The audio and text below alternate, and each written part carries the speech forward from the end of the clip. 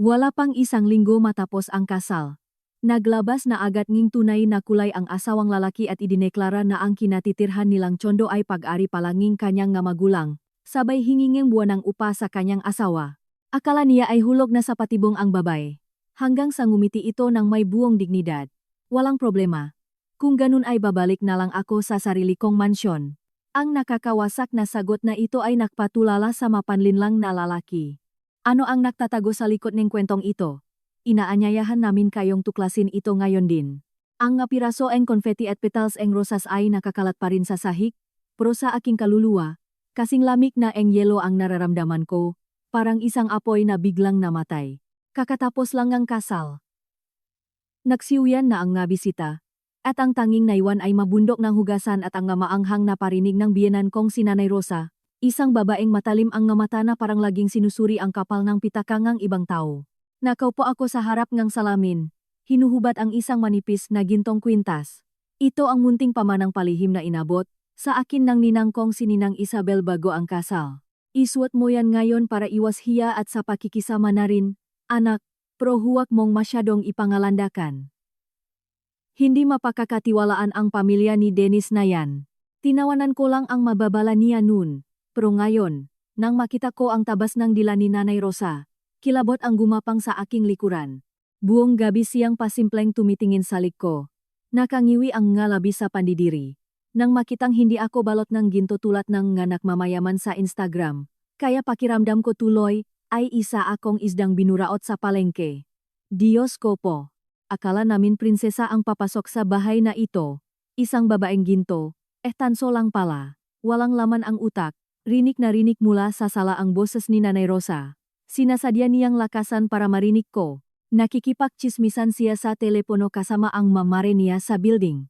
Habang nakikinig ako, parang may mabigat na bato na nakadagan sa dibdib ko. Umakyat sa lalamunan ko ang galit, pero nilunok ko na lang. Ako si Carmina. Sa paningin nila, isa lang akong hamak na office worker. Isang patay gutom na manugang na swinerte lang na nabingwit si Dennis. Isang pormadong lalaki na head ng sales department. Pumasok si Dennis sa kwarto na amoy alak.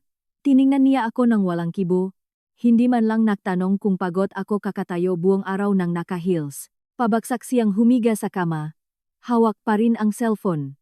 Akmang kukuha sana akong basang tuwalya para punasan ang mukha niya. Pero bigla akong nanigas. Sa dim na ilaw ng lampshade, nakita kong may katek si Dennis. Mabilis na dumudulas ang magaliri niya sa screen.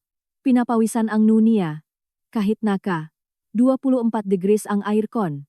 Huwag kang mag-alala. Tapos na ang kasal. Nasa lambat na ang isda. Sa maregalo at ginto sa kasal. Sakto na yon para mabayaran ang interes natin ngayong buwan. Nanigas ako sa kinatatayuan ko. Nasa lambat na ang isda. Interes ngayong buwan. Naglaro sa isip ko ang masalitang ito. Bumubuong ang isang nakakakilabot na larawan. Pinilit kong kumalma. Huminga ako ng malalim para hindi mabitawan ang palangganang may tubig. Tumikhim ako ng mahina. Nagulat si Dennis at mabilis na itinago ang telepono sa ilalim ng kumot. Isang pilit at alanganing ngiti ang gumuhit sa mukha niya. Carmina, kanina ka pa ba diyan? Bakit ka nanggugulat na parang multo? Sino yang ka-text mo at parang tensyonado ka? Tanong ko. Pinipilit na maging kalmado ang boses ko. Pero sa likuran ko. Nakakuyom ang aking makamaw hanggang sa bumaon ang makuko ko sa aking palat. Wala. Katrabaho ko lang. Kinakamusta ang gabing kasal natin? Pagsisinungaling ni Dennis. Palingalinga ang mga mata niya. Iniwasan ang tingin ko. Mabilis niyang tinakpan ang ulo niya ngang kumo. Sige na. Pagod na ako. Tulog na tayo. Maaga pa tayo bukas para ipaganda ngang almusal si nanay. Alam mo namang maselan yon. Pinatay ko ang ilaw at humiga sa tabingang asawa ko. Wala pang isang araw mula nang ikasal kami, pero pakiramdam ko ay katabi ko ang isang estranghero. Sa aming honeymoon, walang marosas o matatamis na salita tulad sa manobela. Ang tanginan dun ay ang hilik ni Dennis, at ang lutong ngangga parang binibilang mula sa kabilang kwarto ni Nanay Rosa. Binibilang niya ang para mula sa mga regalo. Ang tunong ngang pakpunit ng gasobra. Ang hagigik niya tuwing may makakapang makapal na sobre ay tumatagos sa manipis na dingding at bumabaon sa utak ko. Nakahiga lang ako, nakabaluktot, nakatitig sa kisamang nailawan ng dilaw na ilaw mula sa mga poste sa BGC. Isang masamang kutob ang gumapang sa bawat selulaeng katawan ko. May mali. May napakamaling nangyayari. Ang kasal na ito ay amoy pananamantala mula pa sa unang araw. At mukhang ako ang kawawang isda sa kwento nila. Ang unang linggo matapos ang kasal ay lumipas sa isang nakakasakal at nakakabigat na atmosfera. Technically, nasa honeymoon period kami, pero ang totoo, nag-leave ako sa trabaho para lang maging libreng kasambahay ng buong pamilya ng asawa ko. Ang kondo naming mabagong kasal ay isang maluwag na 3-bedroom unit sa isang sikat na building sa BGC na may mga mamahaling gamit. Kahit sino ang makakita ay mapapanganga at pupurihin si Dennis. Ang talino naman ng batang ito. Ang bata-bata pa pero nakabili ng ganito karangyang tsondo. Pero matapos tumira dito ngilang araw, may manapansin akong nakakakilabot na detalye. Nang araw na iyon, naglilinis ako ngang sala. Pagyuko ko para punasan ang ilalim ng isang inukit na oak coffee table. May napansin akong maliit na marka ng pandikit na parang may sticker ng inventaryo na mabilisang tinalupan. Out of curiosity, inangat ko ang carpet. Sa ilalim, nakasulat gamit ang marker ang isang serye ng mga numero at text. Upa, 2025. Pinapaupahang gamit. Ibig sabihin ba nito lahat ng muebles sa bahay na ito ay inupa lang para magmukhang mayaman? Anong ginagawa mo, Diane? Nahahalungkat na parang magnanakaw? Isang mataray na boses ang nakpagulat sa akin kaya napatayo ako ng tuwid. Si Liza, ang pinakamamahal kong hipag, ay nakasandal sa hambangang pinto. May hawak na milk tea, nakakrus ang ngabinti, at tinitingnan ako ng may halatang pandidiri. 22 anyos na si Liza. Hindi siya nagtatrabaho kahit saan. Inubos niya ang mga araw niya sa paggawa ng ilusyon ng marangyang buhay sa social media. Nagpo-post ng mga picture sa mga mamahaling lugar. Naglilinis lang ako. Liza, napadalaw ka? Sagot ko, pinipigilan ang inis ko. Anong dalaw? Kondo to ng kuya ko. Pupunta ako dito kung kailan ko gusto. O nga pala, hihiramin ko muna yung 50,000 pesos na makeup set mo sa salamin para magamit ko. Maitim ka naman. Sayang lang ang cream sayo. Bago pa ako makapasok ngang salita, pumasok na si Liza na parang siya ang may-ari sa aming kwarto. Sinundan ko siya at nakita ko ang isang eksenang nakpakulong gugo ko. Nakahiga siya nang nakabuka ka sa kama naming mag-asawa. Binuksan niya ang isang napakamamahaling compact powder mula sa isang sikat na brand. Regalo ang ninang kong si Isabel. At pinupulbos niya ito ng marami sa mukha niya. Ang pulbos ay nahuhulog sa pulang kumot. Ang aking limited edition na lipstick ay nakaikot ng sagad. Walang pakialam na ipinahit ito ni Liza sa kanyang ngalabi at itinapon pabalik sa tokador. Liza, anong ginagawa mo? Mga personal kong gamit yan. Bakit mo kinukuha ng walang paalam? Sabi ko, halos hindi na mapigilan ang sarili na sampalin siya sa mukha. Ang instinct ko na natutunan ko sa trabaho ang nagbabala sa akin. Huwag kang sumigaw. Magmasid ka lang. Nakatitik lang ako sa basak na takip ng pulbos. Nangiwi si Liza, tumayo, at pinakpak ang kanyang nga kamay. Ano naman ngayon? Ilang garapon lang naman yan. Akala mo naman ginto. Ngayon, manugang ka na sa bahay na to. Ibig sabihin, ang gamit mo ay gamit ng buong pamilya. Nagpakahirap ang kuya ko para makabili ng malaking tsondo para may matirhan ka dito, at kinuha ko lang ang nga tira-tirang gamit mo. Anong masama doon? Ang damot mo naman. Kaya pala ganyan ang mukha mo. Mukhang bigo sa buhay. Pagkasabi nito, lumabas siya ng buong yabang, at humirit pa bago umalis. Ah, at sabi nga pala ni nanay, magluto ka raw ng seafood kare-kare para sa hapunan. Inimbitahan niya ang nga kapitbahay, para makita ang bagong tsondo. Kaya galingan mo para hindi naman tayo mapahiya sa kanila. Nanigas ako sa gitnang kwarto. Nakatingin sa mga wasak kong makeup. Naramdaman kong sumikip ang dibdib ko at kinapos akong hininga. Hindi dahil sa kakuriputan, kundi dahil sa walang hiya at magnanakaw na ugaling ang hipak ko. Ang gamit mo ay gamit ng buong pamilya. Ang linyang iyon ay umaalingaw-ngaw sa utak ko parang isang malagim na babala. Kinagabihan, habang inaayos ko ang bookshelf ni Dennis, bago pa dumating ang nga bisita, nakakita ako ng isang papel na nakasingit. Sa isang libro tungkol sa mga habits ng mga successful na tao, kinuha ko ito. Hindi ito bookmark, kundi isang bank notice para sa hindi pagbabayad ng utang. May utang. Dennis Navarro Vargas.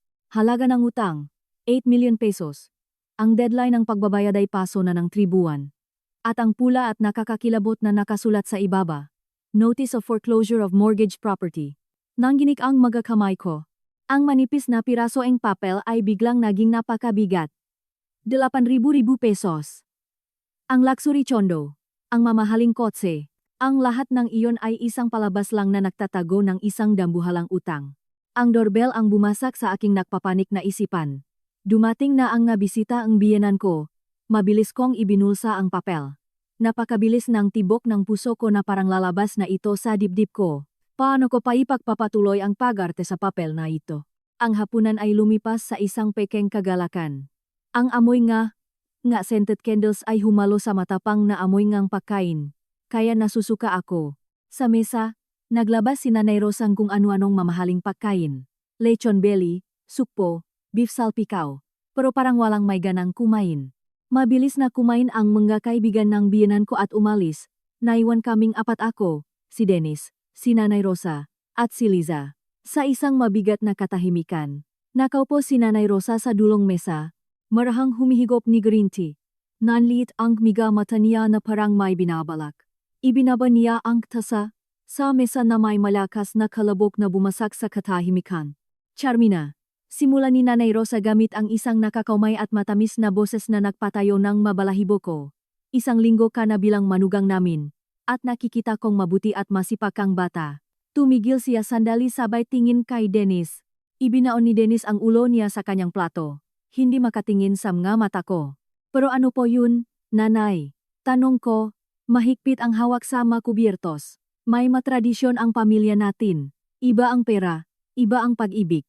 Nakita mo naman kung gaano nahirap si Dennis para sa tsondong ito. Lahat ito ginawa niya para mabuhay ka sa karangyaan. Para kainggitan ka nga tao. Ngayong mag-asawa na kayo, tingin ko dapat ibigay mo sa akin ang lahat ng ginto mula sa kasal at ang ATM ng sahot mo para may tabi ko. Matanda na ako, alam ko kung paano mag-ipon. Itatabi ko ang pera para sa inyo. Kapag nakaanak na kayo, kakailanganin ninyo yan. Halos mapahalahak ako. Itatabi para sa inyo, ang walang kamatayang klishe nga mukhang prang biyenan sa mga teleserye. Pero hindi ako ang tangang manugang sa mga pelikula. Nanay Rosa, ang ginto ay regalo nga magulang ko. Kung mamarapatin po ninyo, itatago ko to bilang alaala. At kailangan ko po ang sahot ko para sa sarili kong gastusin. Gasolina, telepono. Mag-aambag na lang po ako buwan-buwan para sa magastusin natin sa bahay. Sagot ko habang nakatitik sa kanyang mga mata. Nagbago ang ekspresyon ng biyenan ko. Nawala ang ngiti niya. Si Liza, na nakaupo sa tabi, ay ngumiwi. Ang liit na ngangang sahot, nagmamarunong pa. Baka naman tinatago mo para ibigay sa kabit mo. Liza, mahinang saway ni Dennis. Pero sa tingin niya sa akin ay may bahit ng panunumbat. Ibinaba niya ang kanyang plato, tumikhim. At sa seryosong mukha, na parang magbabasa ang sentensya. Sinabi niya, Carmina, sa totoo lang may mahalagang bagay kaming kailangang pag-usapan ni nanay sayo. Tumigil siya at nagpatuloy na parang binibikas ang bawat salita. Ang tsondo na ito sa totoo lang ay nakapangalan kay nanay. Nung binili ko to, kinulang ako sa pera at kinailangan ni nanay umutang. Ginawa niyang kolateral ang pensyon niya. Mataas ang interes ng bangko at hindi na niya kaya itong bayaran. Dahil nakatira tayo dito, dapat nating gawin ang ating obligasyon bilang utang na loob. Pinigilan ko ang pahinga ko. Nahihintay kung anong obligasyon ang tinutukoy niya. Simula ngayong buwan, kailangan nating magbayad ng upa sa mga magulang ko. Isipin mo na lang na ito ang bayad sa interes sa bangko at tulong natin sa kanila sa kanilang pagtanda. Upa. Tanong ko, pakiramdam ko ay nakikinig ako sa isang kalokohan. Nakatira tayo sa bahay ngang magulang mo tapos kailangan nating magbayad ng upa. Anong pinakaiba niyan sa pagupa sa ibang tao? Huwag kang makasarili. Nakakunot nong sabi ni Dennis. Naging magaspang ang boses niya. Kay nanay ang tsondo. Pinagbigyan na nga tayo na tumira dito. Mahirap ang buhay ngayon. Dapat tayong magpakita ngang pakikisama at magtulungan. At makano naman buwan-buwan? Tanong ko. Pinipigilan ang galit na nagpapakinig sa buo kong katawan. Sumingit si Nanay Rosa. Ang boses niya ay napakakalmado. Mura lang, anak. Dito sa BGG, ang upa ay umabot na gayuzali. 0 pesos. Pero dahil pamilya tayo, 0 na lang ang sisingilin ko. Ibigay mo sa akin ang 50,000 plus 30,000 para sa pagkain, total 80,000. Ang matitira ay sasagutin ni Dennis. 80,000 pesos. Ang buwan ng sahod ko ay eksaktong 80,000 pesos. Hinihingi niya halos lahat. Nanlamig ang dugo ko sa aking mga ugat. Tiningnan ko ang notis ng utang na 8,000 pesos na nasa bulsa ko. At pagkatapos ay ang tatlong mukhang perang mukha na naghihintay sa akin. Lumalabas na hindi pala ito isang hapunan ng pamilya, kundi isang negosasyon. Isang patibong na inihanda para gawin akong gatasan na magpopondo sa kanilang kaluho at walang habas na pamumuhay. Inusok ni Dennis papunta sa akin ang isang nakaprint na papel. Pirmahan mo to. Isa itong kasunduan na ililipat mo buwan-buwan ang sahod mo kay nanay. Inihanda ko na ang lahat.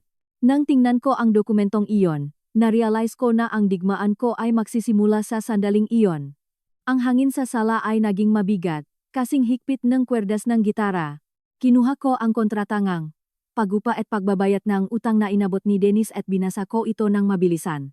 Ang mga numero at mga nakakatawang kondisyon ay naglaro sa aking paningin. Dennis, Nanay Rosa, ang boses ko ay hindi natulad ng isang sunod-sunurang manugang. Tatanungin ko po kayo ulit. Tinitignan niyo ba ako bilang manugang, asawa, o upa? Hinampas ni Nanay Rosa ang mesa ng malakas. Tumapon ang alak sa mantel. Ang kapal ng mukha mo. Anong klaseng manugang ang nagbibilangang barya sa pamilyang ang asawa niya? Ako ang bumili sa tsondo na to. May karapatan akong maningil para dito. Kung hindi ka magbabayad, isa kang linta, isang palamunin. Tama. Pangalawa ni Liza, na nakaduro ang daliri sa akin. Huwag kang feeling ra na nanalo ka sa loto dahil pinakasalan ka. Galing ka sa putikan tapos feeling reyna ka na nagdedeman ng karangalan? Kung wala kang pera, lumayas ka. Tiningnan ako ni Dennis. Sa kanyang mamata ay walang bahit ng pagmamahal bilang asawa. Puro malamig na kalkulasyon lang. Carmina, pumirma ka na. Huwag mo akong pilitin na magalit. Pag-isipan mong mabuti. Sa sahod mo, baka sa eskinita ka lang sa labas ng siyudad Macau pa. Ang mahal pa ng kuryente at delikado ang lugar. Dito nabubuhay kang parang reyna. Tapos ikaw pa ang nagrereklamo. Napahalahak ako. Ang tuyong tawa ko ay tunog na kakaiba sa katahimikan. Na naging dahilan para manahimik silang lahat. Parang reyna? Isang reyna na nagtatrabaho bilang libreng kasambahay, na ang hipak ay pinapakialaman ang gagamit niya, at ang biyenan niya ay tinitingnan siya bilang ATM. Tumayo ako, nilukot ang kontrata, at itinapon ito sa makintap na sahig. Akala niyo ba tanga ako? Ang tsondo na ito ay nakasanla sa bangko para bayaran ang utang ni sino? Ang utang ni Liza na natalo sa isang investment scam. Eksakto, 50,000 pesos na upa. Namutla ang muha ni Dennis. Napanganga si Nanay Rosa sa gulat at namutla si Liza na parang pader. Nagahalungkat ka sa magamit ko, utal ni Dennis. Iniwan niyo lang nakakalat, pang-aasar ko. Ang matalim kong tingin ay tumagos kay Nanay Rosa. Tama kayo, biyenan ko. Wala akong pera pambayad ng upa sa bahay na ito na puno ng butas at utang. Ang sikip dito. Hindi ako makahinga. Tumigil ako. Huminga ako ng malalim. Pinakawalan ang huling suntok na 1 linggo ko nang pinipigil. Walang problema. Pwede kayong magsama-sama sa bahay na to na puno ng utang. Babalik na ako sa sarili kong mansyon. Nakaroon ng 3 segundong katahimikan sa kwarto.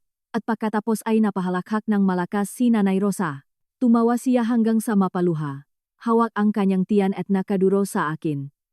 Na parang nakatakas ako sa mental hospital. Ay! Inaatake na ata ako, mugataw. Narinig niyo ba ang sinabi na baliw na to? Mansyon. May mansyon ka ba sa papel o sa panaginip? Saan ka kukuha nun? Isang office worker na may mga magulang na taga-probinsya, mansyon. Ngumiti rin si Dennis. Tinitingnan ako ng may awa. Carmina, nasyok ka lang. Nagahalucinate ka. Sige. Papalampasin ko to ngayon. Pirmahan mo na yung papel at matulog ka na. Tigilan mo na yung pag-inarte. Hindi na ako nakinig. Tahimik akong tumalikod. Pumunta ako sa kwarto at inilabas ang maleta ko na hindi ko patuluyang naiunpak mula pa nung araw ng kasal. Nanay, alis talaga siya. Bulalas ni Liza. Hayaan mo siyang lumayas. Sigaw ni Nanay Rosa. Tingnan natin kung hanggang saan ang mararating niya. Ang makatulad niya, kapag walang bahay natin. Sa ilalim lang ng tulay pupulutin. Hinahamon kita, Carmina. Kapag lumabas ka sa pintong yan, huwag na huwag kang babalik dito para magmakaawang ng tirang pagkain. Ang masumpangang biyenan ko ay lumipat sa likod ko na parang mga laso na palaso. Pero sa pagkakataong ito, hindi na ito masakit. Nakaramdam ako ng ginhawa. Hinila ko ang maleta ko palabas ng elevator. Ang tunog nga gulong sa matiles ng hallway ay tunog ng kalungkutan. Nagsimulang umulan. Ang mabibigat na patak ay humahampas sa muha ko nang lumabas ako sa marangya. Ngunit peke at walang pusong residential complex na iyon. Hindi ako hinabol ni Dennis. Siguradong nakaupo silangeng nanay niya sa sofa. Nakpustahan kung ilang oras ang bibilangin bago ako bumalik na gumagapang. Umiiyak. At nagmamakaawang patawarin. Masyado silang sigurado na hawak nila ako sa leg. Na ako ay isang mahinang babaeng probinsyana na kailangan ang proteksyon nila. Pumara akong taksi. Ang matandang driver ay tumingin sa akin na may awa sa rearview mirror. Ineng, saan ka pupunta sa ganitong panahon? May nangyari ba? Sa Forbes Park po sa Makati. Sa Mahogany Street po. Sabi ko ng may paos na boses. Nanlaki ang mga mata ng taksista sa gulat. Forbes Park? Puro mga bilyonaryo at artista nakatira doon. Anong gagawin niyo doon sa ganitong oras? Uwi po ako sa bahay. Mabilis na tumakbo ang sasakyan sa gitna ng puting kurtina ng ulan. Iniwan ang matataas na building na maliwanag, malamig, at walang kaluluwa. Isinandal ko ang ulo ko sa bintana. Tinitingnan ang malabong patak ng ulan. 27 anyos. 7 araw ng kasal. At ngayon, papunta na ako sa lugar na kahit ako ay hirap paniwalaan. May bahay ako. Ang ninang kong si Ninang Isabel. Ang misteryoso kong benefactor. Isang matagumpay na businesswoman na walang asawa't anak. Ay niregaluhan ako ang mansyon na ito ng palihim para sa kasal ko. Dapat laging may fallback ang isang babae. Anak, huwag mo ibigay ng buo ang sarili mo sa isang lalaki. Umaalingaw-ngaw sa pandinig ko ang nga salita niya. Noon, akala ko ay masyado lang siyang pesimista. Ngayon, labis akong nagpapasalamat sa kanya. Huminto ang sasakyan sa harap ng isang napakalaking European-style na pintuang bakal. Ang mansyon number 18 ay nababalot ng dilim, tahimik na parang natutulog na kastilyo. Nagbayad ako sa taxi driver at nanginginig ang kamay na ipinasok ang mabigat na susi sa kandado. Click! Bumukas ang pinto na may tuyong kaluskos. Matagal na kasing hindi ito nalangisan. Hinila ko ang maleta ko papasok sa bakuran. Hanggang bukong-bukong na ang damo. Napakalaking ng bahay. Ang amoy ng alikabok ay sumalubong sa ilong ko. Pero dito pakiramdam ko mas ligtas ako kaysa sa kondo ni Dennis. Binuksan ko ang ilaw. Ang maningning na liwanag ng crystal chandelier ay nakpailaw sa isang 100 square meter na sala na may matunay na leather sofa na natatakpan ng puting sapin. May alikabok na nakalutang sa hangin. Umupo ako direkta sa malamig na sahig. At doon sumabog lahat ng naipon kong pihati. Umiyak ako. Iniyakan ko ang aking katangahan. Iniyakan ko ang 3 taon ng aking kabataan na ibinigay ko para lang sa isang murang kalkulasyon. Ang iyak ko ay umalingaw-ngaw sa walang lamang mansyon, tumatama sa mga marmol na pader. Nakakakilabot na pakinggan. Biglang nag-vibrate ang telepono ko sa bulsa. Isang text mula kay Dennis. Tapos na ba ang pag-inarte mo? Kapag naubos na yung pera mo pang motel, babalik ka ring nakaluhot para humingi ng tawad kay nanay. Baka papasukin ka niya. Tigilan mo na ang pag-arte na parang prinsesa. Nakakatawa na. Pinunasan ko ang maluha ko, tiningnan ang text, at inilibot ang paningin ko sa aking maranyang mansyon. Isang mapait na ngiti ang gumuhit sa labi ko. Sige, Dennis. Ang palabas ay nagsisimula pa lang. Tumayo ako at lumapit sa dingding kung saan nakasabit ang isang malaking oil painting. Sinunod ko ang utos ng ninang ko. Ipinasok ko ang kamay ko sa likod ng frame. Nakapangadaliri ko ang isang matigas at malamig na bagay.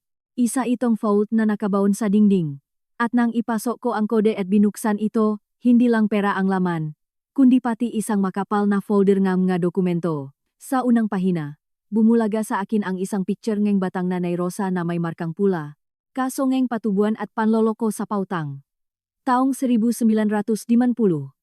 Bakit nakatago sa vault ng ninang ko ang madilim na nakaraan ng biyenan ko? Anong koneksyon meron sina Ninang Isabel at Nanay Rosa?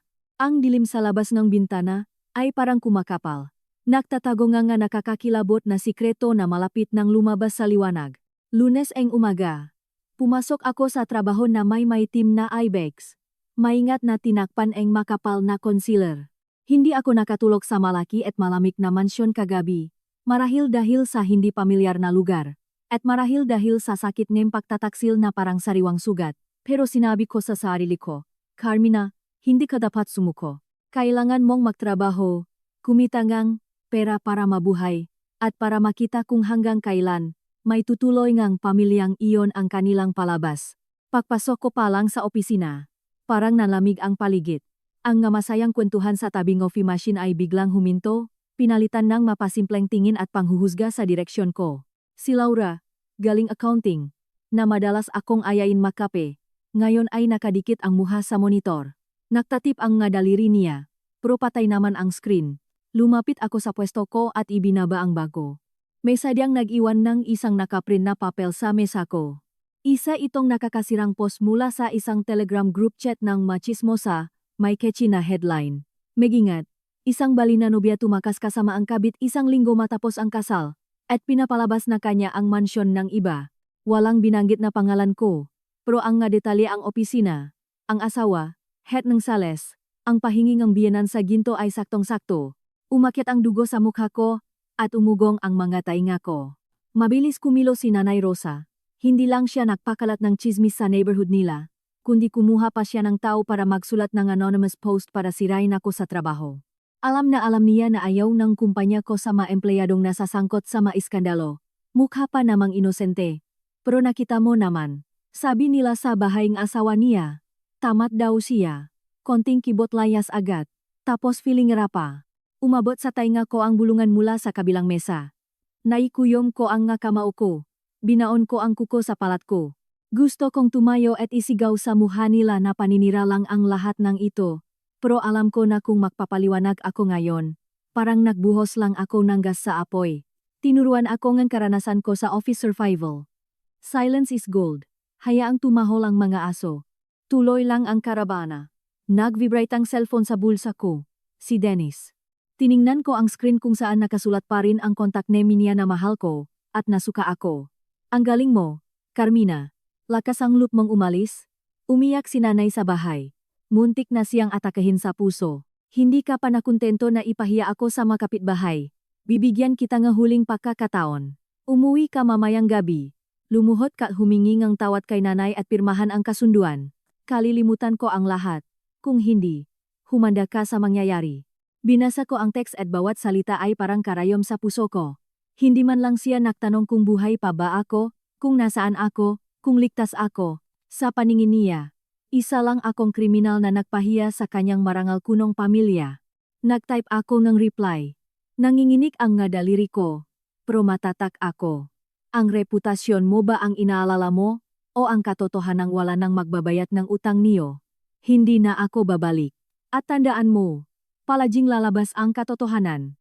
Pagkasen kong text, tinawag akong boss ko. Sumara ang pintong opisina niya. Hiniwalay ako sa mga chismosang mata. Tiningnan ako ng boss ko, nagbuntong hininga, at inilapag sa mesa ang anonymous complaint. Carmina, alam kong magaling kang empleyado, pero ayaw ngang kumpanya na madamay sa mga pampamilyang dramang ito sa internet. Ayusin mo ang problema niyo ng maayos. Huwag mong sirain ang imaheng kumpanya. Kapag may tumawag pa para magreklamo, mapipilitan akong isuspend ka muna ng walang sahot. Lumabas ako ng opisina na parang naglalakad sa alambre sa ibabaw ng bangin. Sa isang banda, ang trabahong nagpapakain sa akin. Sa kabila, ang karangalan kong tinapakan. Hindi lang ako gustong palayasin ni Nanay Rosa. Gusto niya akong ipitin para bumalik ako ng gumagapang at magmakaawa sa kanya. Pero nakakamali siya. Kapag mas dinin nila ako, mas papalak ako. Kinahapunan matapos ang trabaho, hindi ako umuwi sa mansyon. Pumunta ako sa isang tagong coffee shop kung saan may naghihintay na sa akin.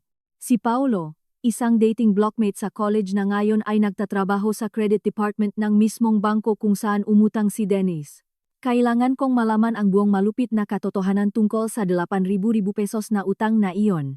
Inabot sa akin ni Paulo ang isang bungkos ng photocopies na may mukhang nawa. Tingnan mo, pero huwag mong sasabihing sa akin galing to.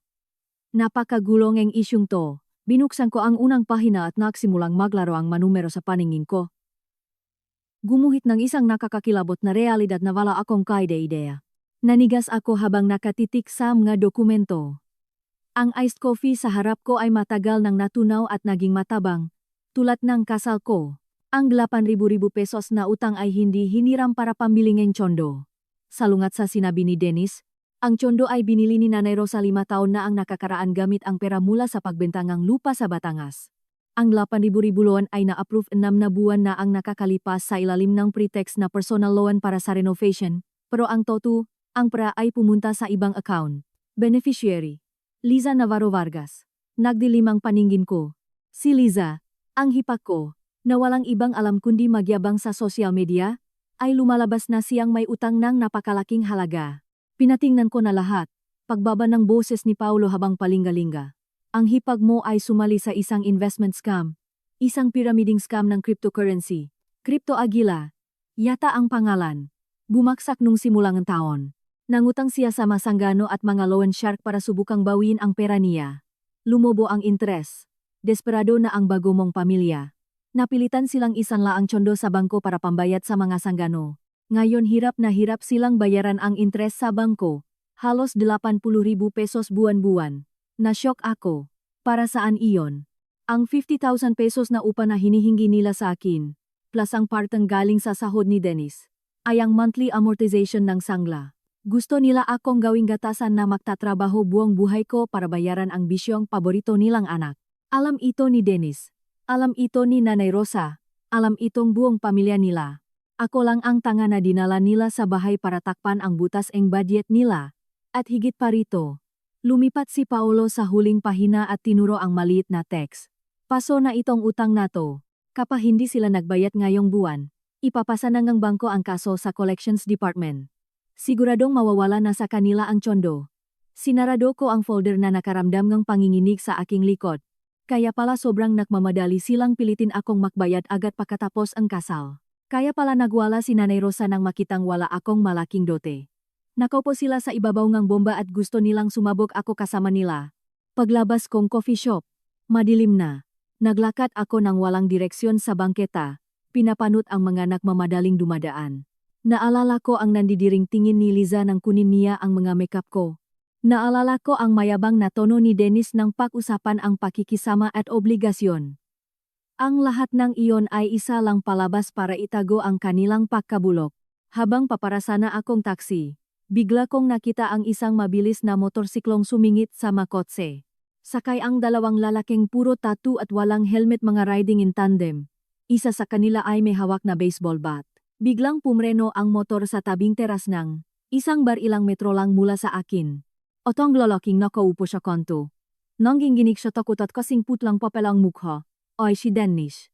Mabilis akong naktago sa likod mong puno. Ang puso ko ay parang sasabog sa kaba. Hoy, nangako kang magdadala kang ng pera ngayon.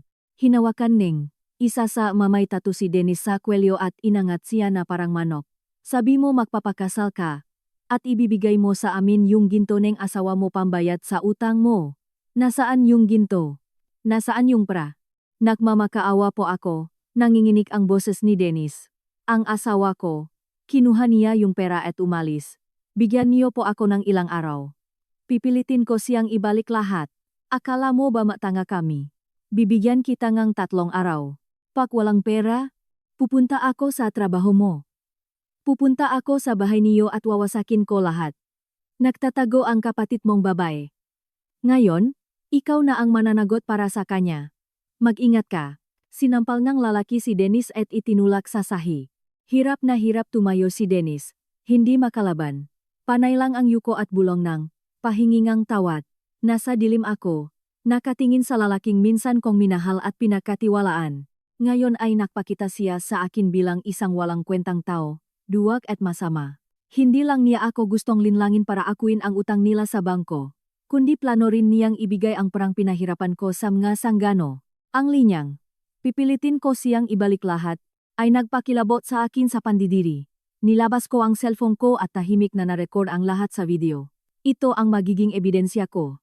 Ang pinakamatalim na kutsilyo na gagamitin ko para putulin ang lahat ng koneksyon ko sa malaimpyernong pamilyang ito. Pero pagkatapos ko mag-record, nang umalis na ang masanggano, nilabas ni Dennis ang cellphone niya, at may tinawagan. Nanay, masama ang sitwasyon.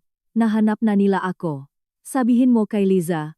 Pumunta siya bukas sa opisina ni Charmina at gumawa ang iskandalo doon. Kailangan natin siyang ipahiya para matakot siyang mawalan ang trabaho at ibigay sa atin ang pera. Pagbintangan mo siyang nagnakaw. Sabihin mo ninakawan niya tayo. Ibinaba ko ang telepono ko. Naikuyom ko ang magakamay ko hanggang sa pumuti ang mabuko ang daliri ko. Sige. Gusto niyong maglaro ng marumi? Gusto niyong mawalan akong trabaho? Dahil pinili niyong putulin ang lahat ng ugnayan, huwag niyo akong sisihin kung wala na akong itirang daan para sa inyo. Kinaumagahan. Pumasok ako sa trabaho na parang isang mandirigmang sasabak sa laban. Nagsuot ako ang eleganteng itim na damit. Naglagay ako ang dark red na lipstick. Ang mukha ko ay malamig at walang emosyon. Sa bag ko, may nakaon na voice recorder na naka-standby. Sakto alas 9 ng umaga. Nang pinakatahimik ang opisina, umalinggaw ang tunog ng takong sa hallway. Dumating si Lisa. Provokative ang suot niya. May bitbit siyang mumurahing peke na signature bag mula sa Green Hills. Isang tonaladang makeup na hindi makatago sa kanyang kasamaan. Carmina. Malanding makapal ang makeup, lumabas ka rito ngayon din. Ang matinis na sigaw ni Liza ay nagpagulat sa buong opisina.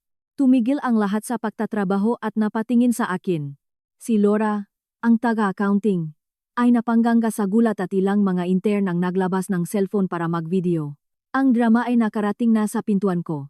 Eksakto sa script na pinag-usapan ni Dennis at ng kanyang ina. Tahimik akong tumayo. Inayos ang damit ko, at hinarap si Liza. Liza, lugar itong ang trabaho. Pakiusap, manahimik ka. Anong tahimik?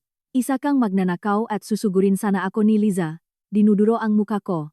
Tumatalsik ang laway niya kung saan-saan. Mga tao, makinig kayong lahat. Pumasok to sa pamilya namin.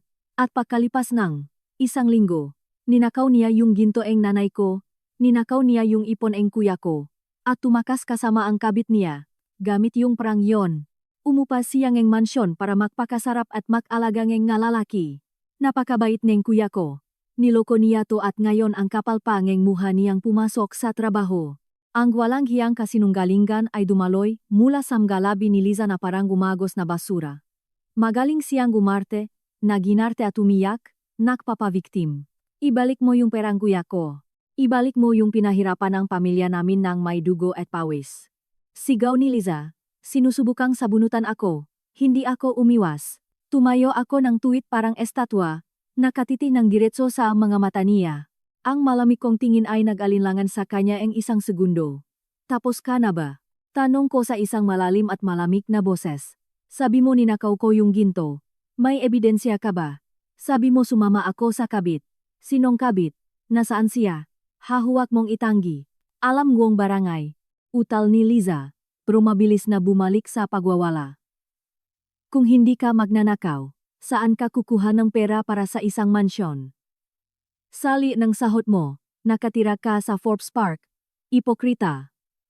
Bleg. Hindi ako ang sumampal sa kanya, kundi ang boss ko, na malakas na ibinagsak ang isang folder sa reception desk. Kanina pa pala siya nakatayo roon. Pulang-pula ang mukha niya sa galit. Security. Ilabas niyo ang babaeng ito ngayon din. Opisina ito. Hindi palengke. Dalawang matangkat na guard ang lumapit at hinawakan si Liza sa braso. Nagpumiglas siya at sumiga. Bitawan niyo ako. Ididemanda ko kayo. Carmina, magsisisi ka. Gagawin kong impyerno ang buhay mo. Nang mawala si Liza sa likod ng mapintong elevator, bumalik ang katahimikan sa opisina. Pero isa itong napakabigat na katahimikan. Tiningnan ako ang boss ko nang may pakadismaya. Carmina, sinabi ko sa iyong ayusin mo ang problema mo sa pamilya. Hindi ko palalampasin ito sa susunod. Bago ka umuwi ngayon, gawan mo ako ng incident report na may paliwanag mo. Yumuko ako. Pasensya na po. Ayusin ko po ang lahat. Umupo ako sa pwesto ko. Nanginginig ang mga kamay at binti ko. Pero nakaramdam ako ng kakaibang ginhawa sa kaluluwa ko. Nasa akin ang lahat ng ebidensya. Ang recording geni paninira ni Liza. Ang video ni Dennis na nagmamakaawa sa mga sanggano at ang mga bank documents. Nag-vibrate ang telepono ko. Isang text galing kay Ninang Isabel. Nakita ko lahat sa CCTV ang opisina mo. May shares ako dayan kahit hindi mo alam. Sumobra na ang batang yan. Kung kailangan mong tulong para linisin ang basurang yan, sabihin mo lang. Ngumiti ako at nag-reply. Huwag po kayong mag-alala, Ninang. Mas maganda pa po ang susunod. Gusto ko po silang turuan ng leksyon ng ako mismo. Naksen si Ninang Isabel ng smiley emoji. Sige, anak, napakatapang mo. Kapag may nangyari, tawagan mo ako. Oo nga pala. Nagpadala akong ilang mamahalin at mapanganib na gamit sa mansyong tinitirhan mo. Makikita mo mamayang gabi. Hindi ko na naintindihan kung ano ang ibig niyang sabihin dahil nakatanggap ako ng text galing kay Dennis. Sa pagkakataong ito, nagbago ng 180 degrees ang tono niya. Walang banta o panlalait. Mahal, anong ginagawa mo? Gusto mo ba sunduin kita mamayang lunch tapos kain tayo sa labas? Namimiss ka na ron ni nanay. Gusto niya mag-dinner ka dun. Misunderstanding lang yung nangyari kahapon. Huwag ka nang magalit. Napatawa ako sa sarili ko. Nakamoy ngang panganib ang biktima kaya nag-iba ngang taktika. Dennis, akala mo ba ako pa rin yung parehong inosenteng probinsyana? Nag-reply ako, pagod ako. Pumunta kayo sa bahay ko mamayang gabi at mag-usap tayo. I send ko ang address. At ipinadala ko ang location ng exclusive na subdivision sa Forbes Park. Panahon na para buksan ang hawla at papasukin ang nga Manila. Kinagabihan, umuwi ako ng maga sa mansyon para ihanda ang set para sa palabas ngayong gabi. Tama ang ninang ko. Nagpadala nga siya ngang ilang mapanganib na gamit. Maantik na porselanang florera at mapenting na sa unang tingin ay simpleng dekorasyon lang. Pero kahit sinong may alam, ay malalaman agad na nakakahalaga ito ang milyones. At ang pinakamahalaga, sa sabitan malapit sa pinto ay may nakasabit na isang luma at kupas na unipormeng kasambahay. Naintindihan ko ang pahiwatig ni Ninang. Hinubat ko ang office attire ko at nagsuot ng isang simpleng duster na medyo kupas. Itinali ko ang buhok ko sa isang magulong pusot. Hindi ako nag-makeup. Mukha na akong isang kawawang kasambahay. Sakto alas 7 gabi. Tumunog ang doorbell. Sa screen ngang intercom, nakita ko si Dennis. Nakatayo siya sa harap ng pinto na may dalang isang buket ng murang red roses na galing payata sa dangwa na medyo lanta na. Nakatitik siya sa malalaking pintuan at sa napakalaking lote. Nakanganga siya sa pakamangha. Sa tabi niya, nakita ko si Nanay Rosa na nakadungaw sa balikat niya. Palingalinga ang mamata niya na parang magnanakaw. Pinindot ko ang button para buksan ang pinto at lumabas ako sa bakuran para salubungin sila. Diyos Marimar, Carmina, dito ka talaga nakatira. Sigaw ni Nanay Rosa pakakita sa akin. Nakalimutan na ang papel niya bilang nasaktang biyenan. Naglakad siya papasok ng mabilis. Kumikinang ang mga mata nang makita ang fountain at ang maluwag na garahe. Naglalakad si Dennis sa likod niya. Yakap pa rin ang mga bulaklak. Maingat ang bawat hakbang na parang natatakot dumihan ang mga tiles. Carmina, makano upa mo sa lugar na to? O baka naman yumuko? Ako at bumulong na parang may kasalanan. Nanay. Dennis, pasok po muna kayo sa loop at mag-usap tayo. Sa sala, lalo lang silang namangha. Ang crystal chandelier, ang nga tunay na leather sofa, ang Persian carpet ang lahat ay sumisigang ang pera at yaman na hindi pa nila nahahawakan sa tanang buhay nila. Hinaplos ni Nanay Rosa ang upholstery ng sofa at pagkatapos ay isang florera, panay ang tunog ng dila sa paganga. Tunay na kahoy. Tunay na leather. Siguradong napakamahal nito. O nga, Carmina. Sabihin mo ang totoo. Anong lugar ito? Tanong ni Dennis. Ibinaba ang mabulaklak sa mesa at lumunok. Naksalin ako ng tubig para sa kanila. Nanginginig ang makamay ko. Dama ko na ang pag-arte ko. Sa totoo lang, naubusan na akong pera. Nung umalis ako sa bahay, wala akong mapuntahan. Mabuti na lang, may kakilala ang mga malayong kamag-anak ko na naghahanap ng tagabantaying bahay nila. Nasa abroad ang mga may-ari ng ilang taon. Kailangan nila ng mapagkakatiwala ang tao na maglilinis at mag-aalaga ng mahalaman. Nakuha ko tong trabaho. Libre ang tirahan at may maliit din akong sweldo. Tagabantay ng bahay. Umilaw ang nga mata ni Nanay Rosa na parang headlight. Ibig sabihin, wala ang nga may-ari. Ikaw lang mag-isa rito. Opo, ang buong mansyon na ito ay nasa ilalim ng pangangalaga ko ngayon. Nasa akin ang masusi, pero nandito lang ako bilang kasambahay. Hindi ko nilalakas ang loob kong galawin ang kahit ano. Ay, ang tanga mo naman. Hinampas ni Nanay Rosa ang kanyang tuhod. Ang mukha niya ay nangningning sa tuwa, na parang nakahanap siya ng yamanan. Bumaksak siyang naupo sa sofa, nagpapakasarap. Ang swerte namang nahulog sa atin mula sa langit. Tapos nag-inarte ka pa. Umalis ang nga may-ari ng ilang taon, kaya ikaw na ang senyora ng bahay dito. Sino pa ba? Napabuntong hininga rin si Dennis sa ginhawa. Bumalik ang pekeng ngiti sa mukha niya. Lumapit siya sa akin at hinawakan ang kamay ko. Mahal, pagod na pagod ka lang. Alam kong nagtatampo ka sa akin. Kaya ka umalis. Pero nakakatampuhan lang naman ang nagmamahalan.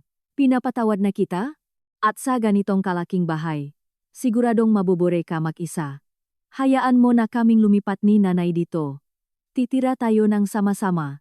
Mas masaya yun. At least hindi na natin kailangan magbayad ng upa at makatira pa tayo sa mansyon. Kinilabutan ako sa kapal ng mukha niya. Kanina lang ay nagdududa sila. Ngayon handa na silang lumipat. Pero napakahigpit ngang nga may-ari. Paano kung bigla silang umuwi? Umarta akong natatakot. Anong kinakatakot mo? Sabi mo umalis silang ilang taon. Pagbabalewala ni Nanay Rosa, may naisip ako. Maliit lang yung tsondo natin. Ibubukas natin, yon para paupahan. Gamit yung pera. Babayaran natin yung nga utang este. Ibubuhay natin. At tayo naman ay lilipat dito. Sabihin mo sa mga kapitbahay na ikaw ang may-ari. Sino bang mag-imbestiga? Ang tumira sa ganitong bahay ay parang nasa paraiso. Kasalanan sa Diyos kung hindi natin ito lulubusin. Tumayo siya at nagsimulang maglakad sa sala na parang siya na ang may-ari ng bahay. Kukunin ko yung kwartong yon. Maluwag at maliwanag. Sina Dennis at Liza sa second floor. At ikaw. Dahil ikaw ang kasambahay, doon ka sa maliit na kwarto sa likod ng kusina. Mas madali sayong magluto at maglinis mula doon. Kumulo ang dugo ko sa maugat ko. Hindi lang niya gustong angkinin ang bahay, kundi gusto pa niya akong gawing utusan sa sarili kong pamamahay. Naikuyom ko ang nga kamao ko. Ibinaon ang mga kuko para hindi ko masuntok ang mukhang perang matandang ito. Nanay Rosa, pag-usapan po muna natin yan. Pagdadahilan ko para makakuhang oras. Anong pag-usapan? Napagpasyahan na ang lahat. Tinapik ako ni Dennis sa balikat. Bukas, kukuha ako ang L300. At dadalhin ko na yung nga gamit. Ibigay mo na sa akin yung nga susi ng pinto. Delikado para sa isang babae na maghawak ng nga susi. Yung masusi, nasa kwarto ko. Ibibigay ko na lang po bukas, pag-iwas ko. Kumunot ang nuni Dennis. May sasabihin sana siya, pero tumunok ang cellphone niya. Yung masanggano na naman. Tiningnan niya ako, tapos tiningnan ang marangyang mansyon. At sa mamata niya ay may yumilaw na may sakit na pag-asa. Nabasa ko ang nasa isip niya.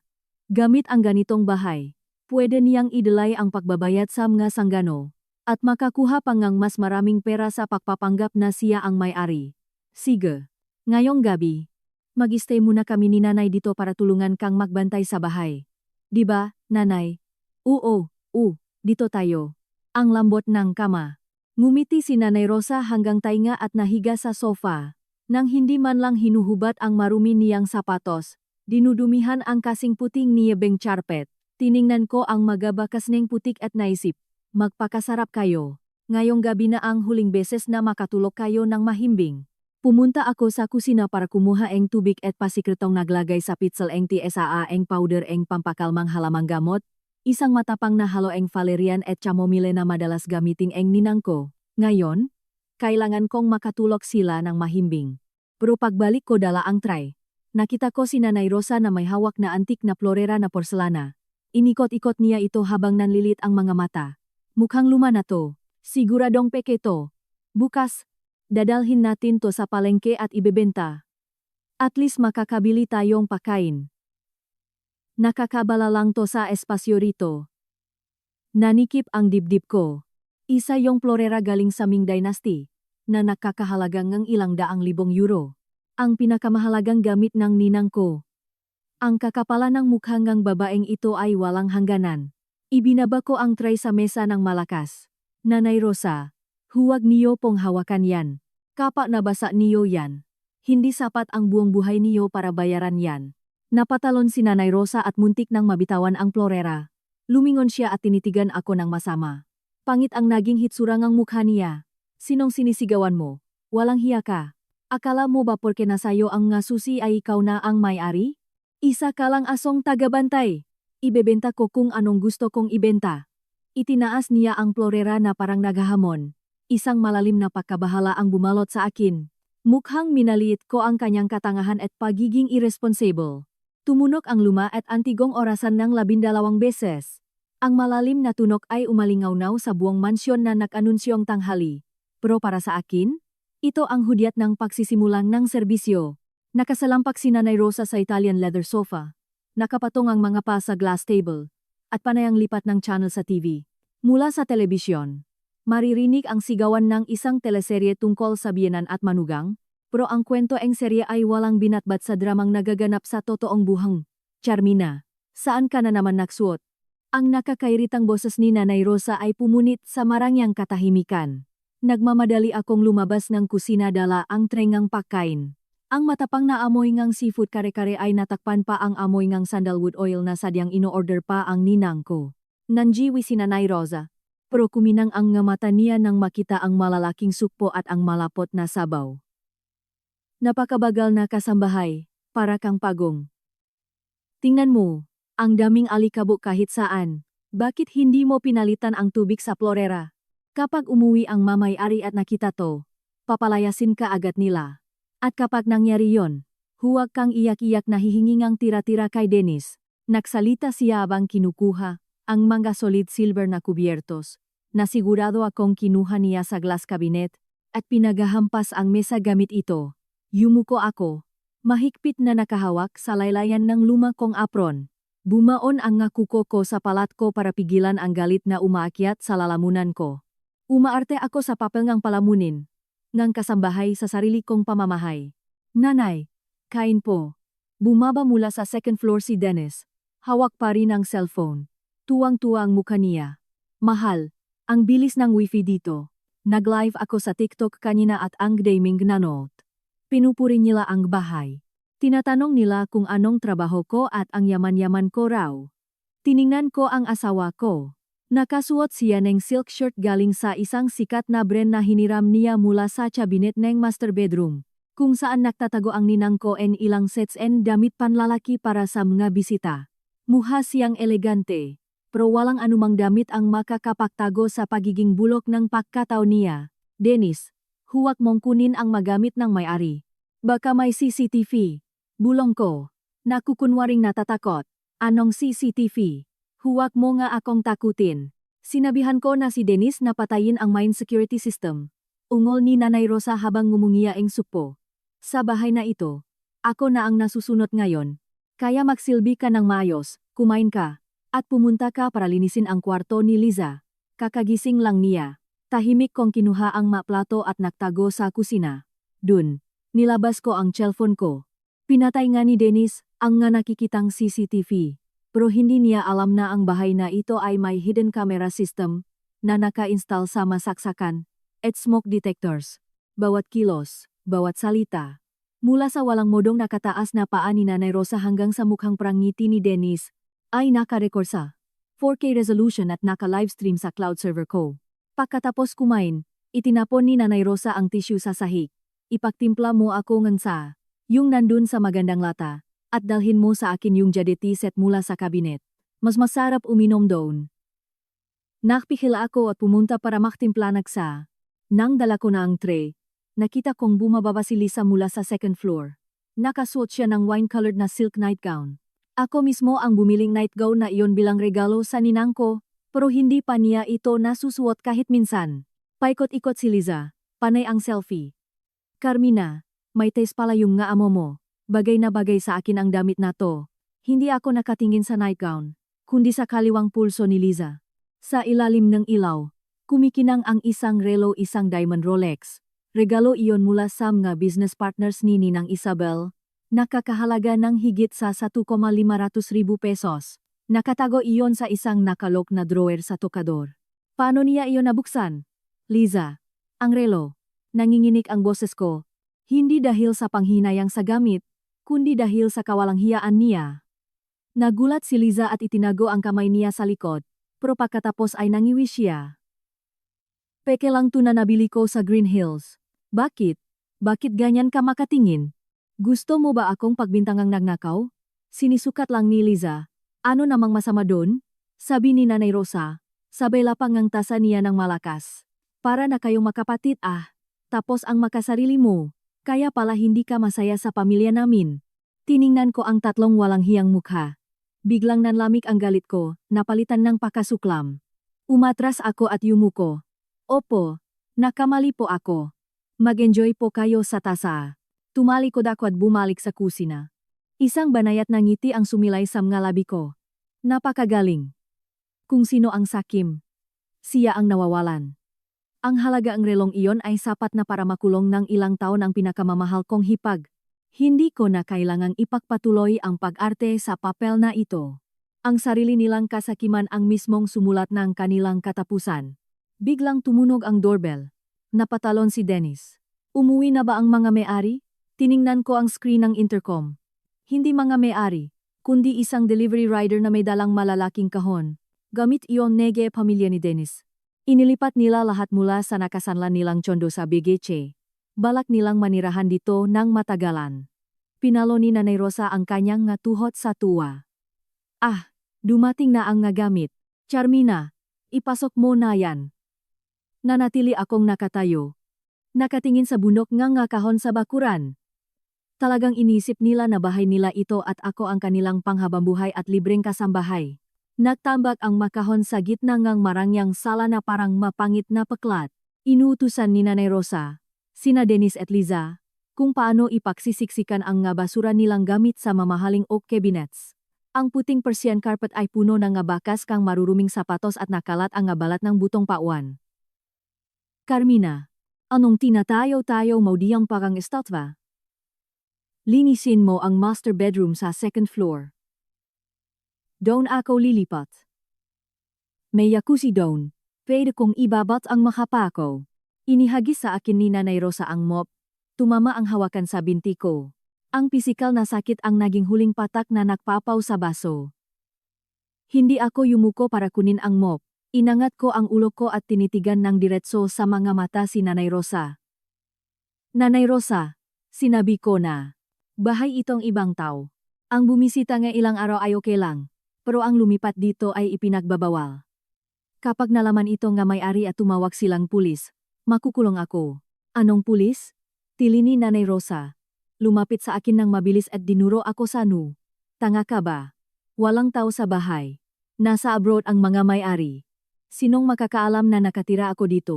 At kung malaman man nila, sabihin mo biyenan mo ako at nandito ako para tulungan ka. Huwag kang makasarili. Huwag mong sabihin gusto mong mag-isang tumira sa ganitong kalaking bahay. O nga naman, mahal. Sabat ni Dennis, na sinusubukang i-connect ang mumurahing karaoke sa napakalaking TV.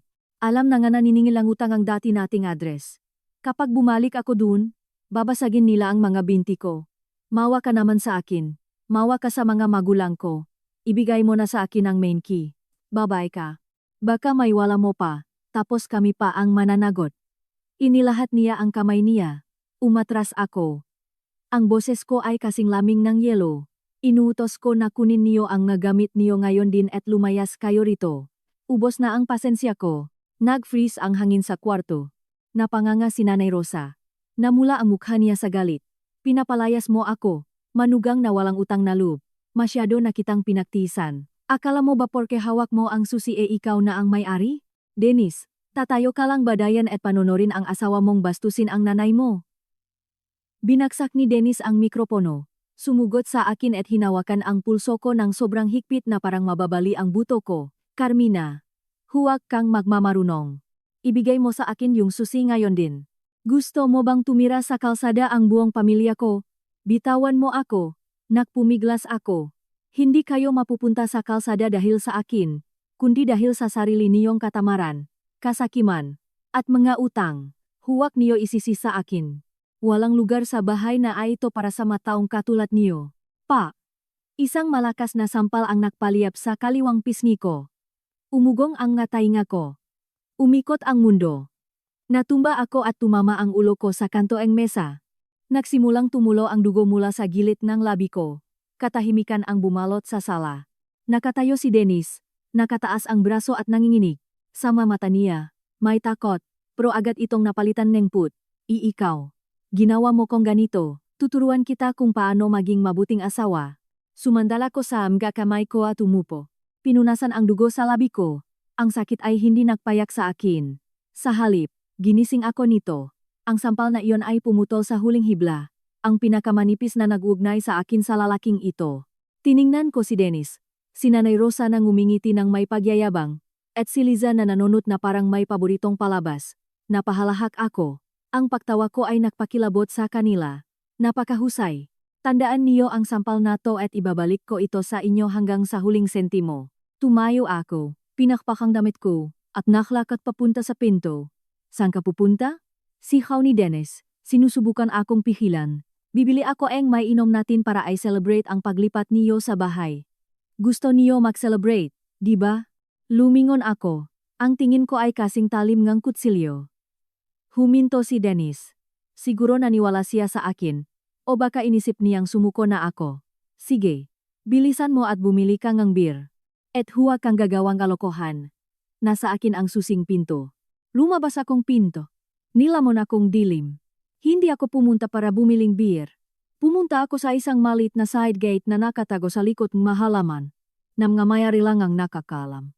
Tahimik akong lumabas. Nilok ang gate, at nakatayo sa likod ng malamig na bakal. Pinanot ang mansyong maliwanag na maliwanag, kung saan rinig na ang kantahan sa karaoke. Nilabas ko ang cellphone ko. Hello, Ate, Alejandro. Ako po ito, si Carmina. Handa na po bang nga dokumento? Papunta na po ako dayan ngayon. Tumalikot ako at naglakad palayo. Iniwan ang matamis na patibong na naset up ko na. Ngayong gabi, sa kanilang housewarming party, may tatanggapin silang ma-espesyal at hindi inaasahang bisita. Nakaupo ako sa law office sa harap ni Ate Alejandro, isang kilalang criminal lawyer at mabuting kaibigan ng aking ninang. Sa ibabawang mesa, nakalatak ang isang makapal na folder ng madokumento na kinokolekta ko sa nakalipas na araw. Bank statements, promissory notes ni Dennis, pictures ni Liza suot ang ninakaw na relo, at ang pinakamahalaga, ang CCTV recording kung saan sinasampal ako ni Dennis, at ang video ng buong pamilya nila habang sinisira at ginagamit ang mga gamit sa mansyon. Sigurado ka ba na gusto mong ituloy ito hanggang dulo? Inayos ni Ate Alejandro ang kanyang salamin. Tinitingnan ako ng mayawa at respeto. Kung magsasampa tayo ng kaso, ang asawa mo at hipak mo ay pwedeng makulong ng matagal. Trespassing, robbery with force upon things, qualified theft, physical injuries. Mabibigat na kaso yan sa revised penal code. Hinawakan ko ang pasa sa pisgi ko. Pinaalala sa akin ng sakit ang kanilang kalupitan. Hindi na ako ang mahina at sunod-sunurang si Carmina. Sigurado po ako. Hindi nila ako binigyan ng ibang pagpipilian. At wala akong dahilan para bigyan sila ng daan para makatakas. Pakihanda na po ang reklamo sa lalong madaling panahon. Tumango si Ate Alejandro. Sige. Sinabihan na ako ni Ninang Isabel mo. Tutulungan kita sa lahat. Pupunta tayo ngayon sa police station at magpa-file ng blotter at complaint. Kailangan natin silang mahuli sa akto. Umarangkada ang itim na kotse ng law firm. Nakaupo ako sa backseat habang pinapanood ang live CCTV feed ng bahay sa cellphone ko. Isang magulong eksena ang nagaganap sa harap ko. Sa sala na mansyon, bumayo ang malakas na tuktok na pangklup. Sina Dennis, Liza, at ang ilang madudang kaibigan ni Liza ay wild na sumasayaw sa ibabaw ng puting leather sofa. Nakatapon silang red wine sa buong carpet. Nag-TikTok live si Nanay Rosa. Pinakmamalaki ang mansyon ng anak niya at nagpapasalamat sa mga virtual gifts. Mga idol, palike naman dayan. Binili ng anak ko tong bahay na to. 500 square meters. Lahat ng gamit imported. Milyones ang halaga nito. Hindi niya alam na ang live na yon ang magiging pinakamabigat na ebidensya laban sa kanila. Nag-screenshot ako. Inisave ko ang video. Habang nagmamayabang sila, lalong humihigpit ang lubid sa lik nila. Nandito na tayo. Ang boses ni Ate Alejandro ay nagpabalik sa akin sa realidad. Pumasok kami sa presinto. At pagkatapos kong isalaysay ang mapangyayari at magpakita ng inisyal na ebidensya ang titulong lupa na nakapangalan sa akin, at ang live video mula sa mga kamera kumunot ang nuang police inspector. Seryoso ang kasong ito. Trespassing at may kasama pang alarm and scandal. Sub-inspector, maghanda ng team. Pupunta tayo dun. Ma'am, sumama po kayo para identify sila at buksan ang nga pinto. 3 police car na may nakabukas na sirena ang bumasak sa katahimikan ng exclusive subdivision. Nasa unahang sasakyan ako. Pinapanood kung paano nagre-reflect ang asul na ilaw sa masalamin ng kotse. Mabilis ang tibok neke puso ko, hindi dahil sa takot, kundi sa pananabik na makita ang katapusan. Huminto ang mga kotse sa harapang hata ng mansyon number 18. Rinak pa rin ang malakas na tuktok sa loop. Lasing sila sa kanilang ilusyon ng tagumpay. At wala silang kamalay-malay na ang kanilang pagbagsak ay kakatok na sa kanilang pinto. Atensyon! Patayin ang musika at buksan ang pinto. Ang malakas na boses mula sa megaphone ay umalingaw-ngaw. Biglang naputol ang tuktok sa loop. Kumurap ang mailaw sa sala. Mula sa siwang ng main door, nakita ko si Dennis na tumatakbong palabas. Kasing putlang ng multo ang mukha niya. Sumilip siya sa labas. Umatras ng pasuray-suray. At natumba. Nanay! Pulis!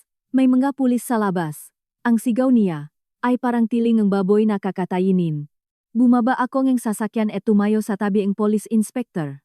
Sumanya siya sa akin. Ipinasok ko ang susi sa kandado. Click! Bumukas ang mabibigat na pinto. Ang maliwanag na ilaw mula sa headlight ng mga police car ay nagpailaw sa bakuran, na naglantat sa takot sa muhang ng buokong dating pamilya na nakukumpulan sa pasukan. Dumating na ang oras ng katotohanan. Walang gagalaw. Mga kamay sa ulo. Ang utos ay tumunog na parang kulok. Sinubukan ng ilang kaibigan ni Liza na tumalon sa bakod, pero mabilis silang nahuli ng mga pulis. Sa sala, namayani ang kaguluhan. Nakatayo si Nanay Rosa na may hawak na basong red wine. Nanginginig ang kamay niya kaya natapon ang alak sa silk dress na ninakaw niya sa ninang ko. Si Liza, namumutla, ay sinusubukang hubarin ang Rolex watch at itago sa ilalim ng sofa. Pero saktong nahawakan ng pulis ang braso niya. Sir, misunderstanding lang po to. Nautal na sabi ni Dennis, na nanginginig ang mga tuhod. Bahay po to ng asawa ko. Nagsya-celebrate lang po kami ng housewarming. May nakamali lang po siguro. Lumingalinga siya. Huminto ang tingin niya sa akin, na nakatayo sa likod ng abogado at ng inspektor. Carmina, sabihin mo sa kanila. Sabihin mo sa kanila na ako to, ang asawa mo, at ito ang nanay mo. Bakit ka tumawag ngang pulis para hulihin ang sarili mong pamilya? Sigaw niya. Sinusubukan pa ring magpa-victim. Humakbang ang inspektor paharap na may hawak na folder. Mr. Dennis Navarro, nakatanggap kami ng reklamo para sa kasong trespassing at theft sa address na ito. Ang legal na may-ari, na mansyon na ito. Si Ms. Carmina Robles Vargas, ang nagsampaang kaso, may-ari. Napanganga si Nanay Rosa at bumaksak ang panga niya. Hindi totoo yan. Si Carmina ay kasambahay lang. Tagabantay lang siyang bahay. Nakakamali kayo. Wala siyang pera para sa mansyon. Humakbang ako paharap. Ang maliwanag na ilaw ng chandelier ay nagpakita sa mukha kong may pasagaling sa sampal. Tiningnan ko ng diretso si Nanay Rosa. Dahan-dahang binuksan ang bag ko, inilabas ang opisyal na titulong lupa, at itinaas ito. Nanay Rosa, Dennis, tingnan ninyong mabuti. Ito ang titulong lupa at ng bahay na nakatayo rito.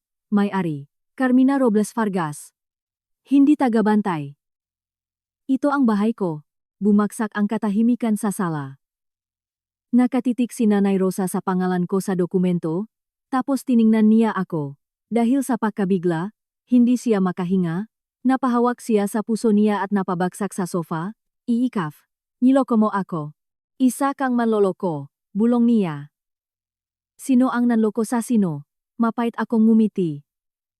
Hindi ko sinabing kasambahay ako. Ang sarili ninyong kasakiman ang gumawang wentong yan. Pumasok kayo sa bahay ko. Kinain at ininom niyo ang mapag-ari ko. Sinira niyo ang magamit ko, sinampal niyo ako, at higit sa lahat, nagnakaw kayo. Sir Inspector, ang relo na suot ni Miss Liza Navarro ay nakakahalaga ng 1,500,000 pesos. Nasa akin po ang mga resibo at Certificate of Authenticity. Nang marinig ang halaga, gumuho si Liza at humagulgol. Hindi ko alam. Sinusukat ko lang to. Dennis, iligtas mo ko. Nanay, tulungan niyo ko. Ang malamig na bakal na posas ay sumara sa kanyang magapulso. Miss Liza Navarro, sumama po kayo sa presinto para magpaliwanag. Hindi. Ayokong makulong. Carmina, nagmamakawa ako. Patawarin mo ako, sigaw ni Liza. Pero huli na ang lahat. Nang makita ni Dennis ang pag-aresto sa kapatid niya at ang pagkahimatay ng nanay niya, nagpanik siya. Tumakbo siya palapit sa akin, lumuhod, yumakap sa mabinti ko, at umiyak ng humahagulgol. Mahal. Nagkamali ako. Nabulag ako. Patawarin mo si Liza. Bata pa siya. Ikaw ang may-ari. Sabihin mo lang at matatapos ang lahat ng ito. Nagmamakaawa ako sa'yo. Tiningnan ko ang lalaking nasa paanan ko. Ang mismong lalaking ilang oras lang ang nakalipas ay sinampal ako at sinigawan na tuturuan ako ang leksyon. Ngayon, nakakaawa siya na parang uot. Dennis, sabi ko sa isang mahina at malamig na boses. Nung sinampal mo ako, inisip mo ba ang pamilya natin? Nung ipinapasa mo sa akin ang utang ng kapatid mo, naisip mo ba kung paano ako mabubuhay? Tapos ngayon nagmamakaawa ka. Huli na ang lahat. Hinila ko ang binti ko palayo at napabagsak siya sa sahig. Dalhin niyo na silang lahat sa presinto, utos ngang inspektor. Inangat nila si Dennis at hinila palabas. Pagdaan niya sa tabi ko, ang nagmamakaawa niyang tingin ay napalitan ng puot. Suminghal siya sa pagitan nganyang ngangipin. Carmina, napakasama mo. Hindi ko to mapapatawad. Naiwan akong mag-isa sa gitna ng wasak na sala. Pinapanot silang ilabas. Ang masirena ay unti-unting nawawala sa malayo. Pero ang bagyo sa kaluluwa ko ay hindi pa natatapos. Ito pa lang ang simula ngang paganti ko. Sa loob ng interrogation room, ang malamig na ilaw ng fluorescent lamp ay tumatama sa steel table. Nakaupo ako sa harap ni Dennis. Nakayuko ang ulo niya. Nakakaawa ang hitsura niya. Sa labas, umiyak si Nanay Rosa. Nagdedemandang makita ang anak niya at sinisigaw na na-setup ko sila. Inilapag ni Ate Alejandro ang isang dokumento sa mesa. Dennis, ito ang kasunduan para sa inyong legal separation at pagpapawalang bisa ang kasal. Nakapirma na si Carmina. Basahin mo at pirmahan mo. Inangat ni Dennis ang ulo niya. Hiwalay. Sa panaginip mo, hindi ako pipirma. Ngayong mayaman ka na. Gusto mo na akong iwan. Hindi ka magtatagumpay. Ang nga nay pundar salop ngang kasal ay conjugal property. Akin din ang mansyong yon.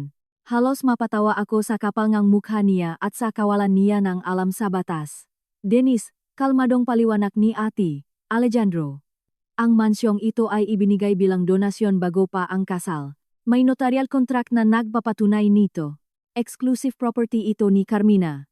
Wala kang karapatan doon. Sa kabilang banda, ang utang mong 8,000 pesos ay personal mong utang na ginawa bago ang kasal para sa personal na layunin. Kaya walang obligasyon si Carmina na bayaran yon. Nagdilim ang mukha ni Dennis. At saka, dagdag ko, iniimbestigahan na ngayon ang kapatid mo para sa mabigat na kaso eng pagnanakaw. Makukulong siya eng ilang taon.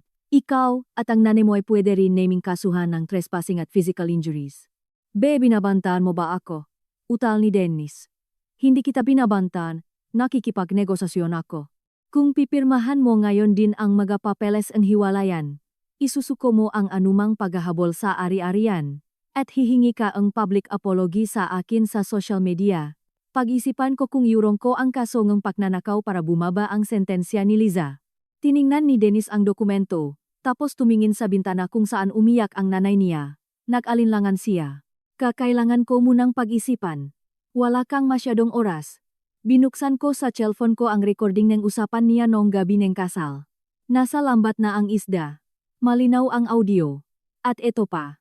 Ipinakita ko ang video kung saan nagmamakaawa siya sa mga sanggano, nangangakong kukunin ang pera sa asawa niya. Kung hindi ka pipirma, bukas na bukas kalat na to sa internet, sa opisina mo, at sa lahat ng kamag-anak mo. Mawawala sa'yo hindi lang ang asawa at kapatid mo, kundi pati na rin ang natitirang dignidad mo.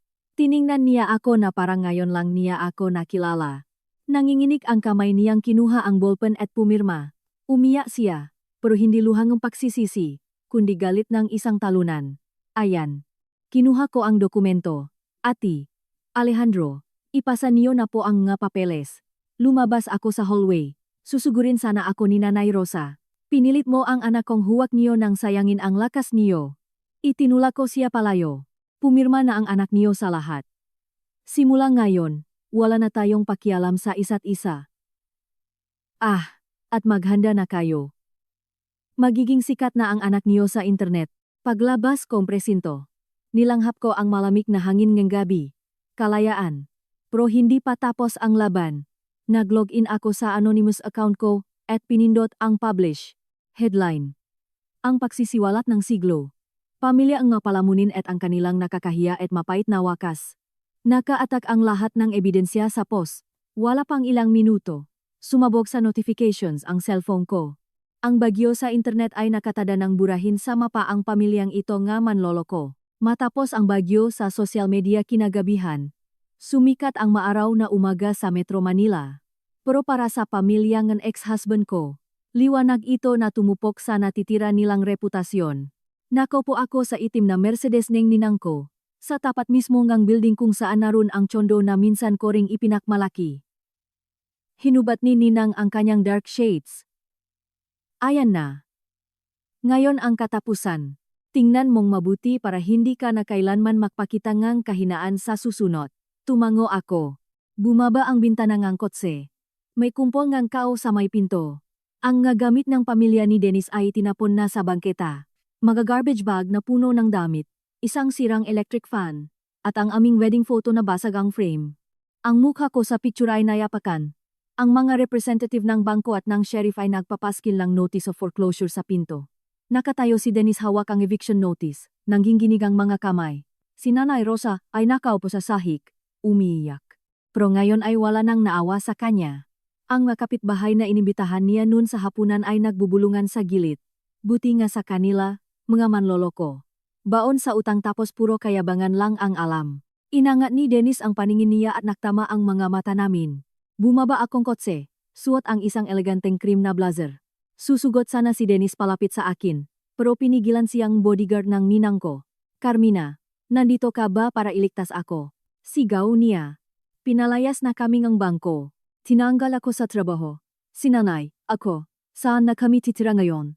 Tiningnan ko siya ng walang emosyon. Problema mo na yan. Hiwalay na tayo. Pero mayaman ka na. May mansyon ka. May ninang kang milyonaryo. Tinuro niya si Ninang Isabel. Siya yung nangakong mag-invest sa kumpanya ko. Bakit kasama mo siya? Bumaba si Ninang Ngotse. Hijo, makakalimutin ka. Mag-invest sana ako.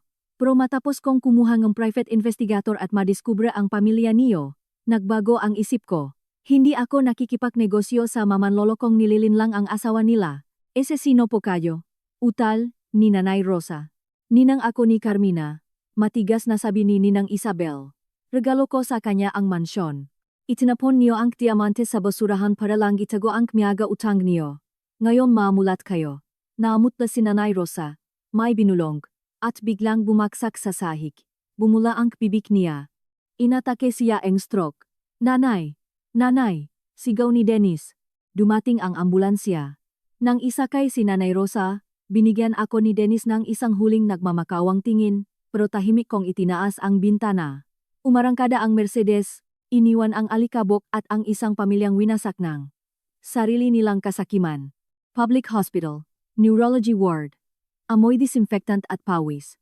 Ayaw kong pumunta dito, pero pinayuhan ako ni abogado ko para tapusin na ang gisyon ni pag-atrasan ni reklamo para mapababa ang sentensya ni Lisa. Nakaupo si Dennis sa labas ng ECU, may hawak na isang bungkos ng nga unpaid bills. Pagkakita sa akin, napatalon siya. Carmina, dumating ka. Alam kong hindi mo kami pababayaan. Susubukan sana niyang hawakan ang braso ko, pero umatras ako. Kamusta ang nanay mo? Stroke, paralyzed ang kaliwang katawan. Kailangan ng urgent operation. Abutin ng 800,000 pesos. Mabilis niyang sabi. Carmina, wala na akong pera. Naka-freeze ang bank accounts ko. Kinuha na ang kondo. Tinalikuran na ako ng kaibigan ko. Pahiram nga, 800,000. Magtatrabaho, ako habang buhay para sayo. Tiningnan ko siya. Ang halagang iyon ay barya na lang para sa akin ngayon. Pero para sa kanya, buhay ng nanay niya iyon. Pero naalala ko ang lahat. Kung paano nila ako piliting bayaran ang utang ng kapatid niya, ang sampal ni Dennis, ang pagmamaliit niya, ang awang nagsimulang sumibol sa akin ay namatay agad. Hindi kita papahiramin. Malamig kong sabi. Dahil alam kong hindi ka magbabayad. Lumuhod si Dennis sa gitna ng hallway. Walang pakialam sa nakatingin. Carmina, nagmamakaawa ako. Nanay ko yon. Kahit mali siya, matanda na siya. Hahayaan mo ba siyang mamatay? Para sayo, ang 800,000 ay parang pamili mo lang ng bag. Ayan na naman ang pagiging ipokrito. Tumayo ka. Huwag kang gumawang eksena. Binuksan ko ang bag ko at naglabas ng makapal na brown envelope. Kuminang ang mga mata ni Dennis. Hinablot niya ang envelope, Pero hindi pera ang laman, kundi mga printed A4 papers. Ano to? Mga job opening para sa mga trabahador na arawan ang sahod. Kalmado kong sabi. Kargador sa Balintawak, street sweeper sa night shift, construction worker. Kung magdo-double shift ka at ibebenta mo yung motor mo, makakaipon ka pambayad sa down payment ng ospital. Niloloko mo ba ako? Inihagis niya ang nga papel sa sahig. Graduata ako ng business. Head ako ng department. Ex-head. Putol ko sa kanya. Mamamatay na ang nanay mo at pride mo pa rin ang iniisip mo. Eh di mo po kadayan at iyakan mo yung diploma mo. Tumalikot na ako para umalis. Pero may naalala ako. Lumapit ako sa kanya at bumulong. May isa pang paraan. Pumunta ka sa probinsya. Sa lumang bahay sa Batangas. Sa ilalim ng kama ng nanay mo. Sa ilalim ng pangatlong tiles. May passbook doon na may 5,000 pesos. Mas ginusto niyang malunot kayo sa utang kaysa ilabas yon. Good luck. Nagiba ang ekspresyon ni Dennis. Isang kislap ng pagdududa at kasakiman ang dumaan sa mga mata niya. Iniwan ko siyang nakatayo sa gitnang hallway. Sigurado na ako kung anong gagawin niya. Wala na akong kailangang gawin, kundi panuorin silang sirain ang sarili nila.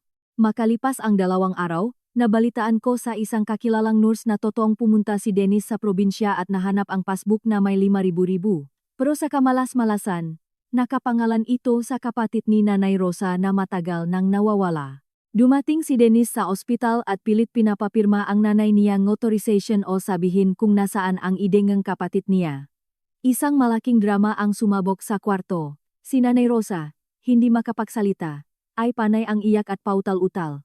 Sinusubukang protektahan ang tinatago niyang pera. Nanay, ibigay niyo na yung ide. Anong gusto niyo?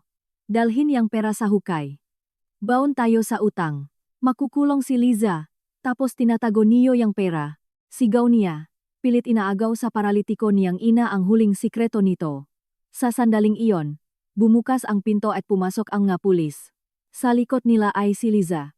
Nakaposas. Dennis Navarro, sumama kayo sa amin. Ako? Wala akong hinagawa. Inexpand namin ang investigasyon tungkol sa CryptoAgila investment scam.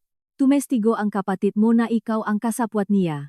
Na nilaunder mo ang pera gamit ang account mo para kumuhang ang ibang investors. At sinubukan mo pang nakawin ang nga ari-arian ng ex-wife mo. Tiningnan ni Dennis si Liza. Nakayuko lang siya. Sorry, kuya. Sabi nila babawasan daw ang sentensya ko kapag itinuro ko ang kasapwat ko. Tinraidor mo ang sarili mong kuya. Susugurin sana ni Dennis si Liza pero pinigilan siya ng nga pulis. Muling umungol ang nga sirena. Dinala nila ang makapatid. Naiwan si Nanay Rosa mag-isa sa kwarto. Nakita niya ang lahat. Ang anak niyang babay sa kulungan. Ang anak na lalaki arestado. Ang bahay na foreclose. At ang huli niyang sikreto ay nabunyak. Ang pagkabigla ay nag-trigger ng pangingisay. Tumunog ang ma-monitor. Nagtakbuhan ang ma-doktor para iligtas siya. Nasa likod ako ang salamin. Pinapanood iyon ng may mabigat na puso. Gusto ko silang magbayad, pero masyadong mataas ang presyo.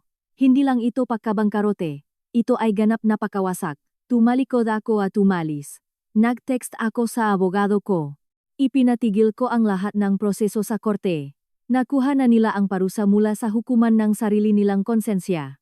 Makalipas ang 1 buwan, pumunta ako sa ospital sa huling pagkakataon. Nakahiga si Nanay Rosa sa kama. Payat na payat. Maputi ang buhok. Pagkakita sa akin, umiyak siya. Tahimik akong naglapak ng prutas at mainit na sopa sa bedside table. Binayaran ko na lahat ng bills niya at kumuha akong caregiver para sa 1 buwan. Pagkatapos niyon, ililipat na siya sa isang public home for the aged.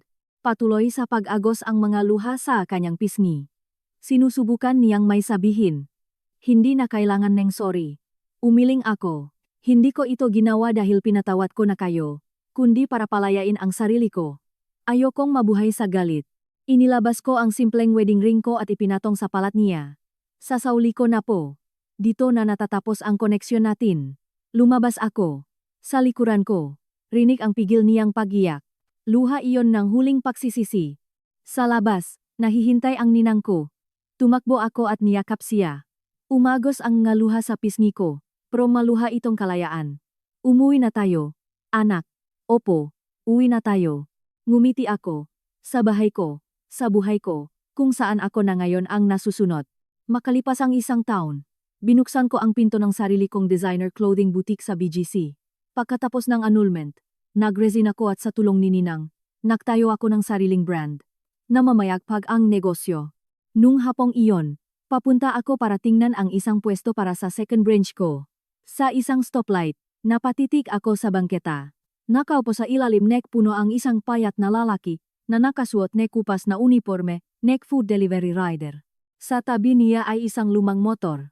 Maingat at matiyaga niyang sinusubuan ng pagkain gamit ang maliit na kutsara ang isang matandang babae na naka-wheelchair. Maputi na ang buhok ng babae at tabingi ang bibig, pero nakatingin sa anak niya ng may pagmamahal. Sina Dennis at Nanay Rosa. Nakalabas siyang ang kulungan on probation. Tumatanda na ang hitsura niya. Makalyo na ang kamay niya sa pagtatrabaho. Pinunasan niya ng buong pasensya ang bibig ng nanay niya at pagkatapos ay kumagat sa isang matigas na tinapay, walang luho, walang kasinungalingan. Isang anak na lang na pilit bumabawi sa makasalanan niya sa pamamagitan ng matapat na trabaho at pag-alaga na huli nang dumating. Nag-green ang stoplight. Bubuksan ko sana ang bintana. May sasabihin sana ako, pero pinigilan ko ang sarili ko. Wala na akong lugar doon. May sarili na silang buhay. Isang mahirap na buhay, pero mas matapat. At ako rin, may sarili na akong buhay. Tinapakan ko ang gas. Sa rearview mirror, nakita ko kung paano lumiit ang mga figura nila hanggang sa mawala. Isang magaang ngiti ang sumilay sa labi ko. Patas ang buhay. Pero minsan, ang pinakamagandang ending ay hindi ang pagkasirangang kalaban, kundi ang kanilang pagsisisi at para sa sarili. Ang pagkakataong lumipat ng mataas mula sa kapaitan ng nakaraan. Binuksan ko ang radyo. Sa unahan, nagliliwanag ang sunset. Kinukulayan ang kalsadang ginto. Alam kong ang bukang liwewe ang bago kong buhay ay dumating na. Maraming salamat sa paglalaan ng inyong mahalagang oras sa pakikinig sa kwentong ito. Kung nakatulong o nagustuhan ninyo ang video na ito, huwag kalimutang i-like, i-share sa inyong nga mahal sa buhay. At siyempre, mag-subscribe at i-click ang notification bell para hindi niyo palagpasin ang mga susunod naming kwento. Bumuo tayo ang isang mainit na komunidad kung saan lahat ay pwedeng matuto, magbahagi ang karanasan, at maghanda para sa isang kinabukasang puno ang kalusugan at kapayapaan ng isip. Hangat namin sa inyo at sa inyong pamilya ang lubos na kaligayahan at kasaganaan. Hanggang sa muli nating pagkikita.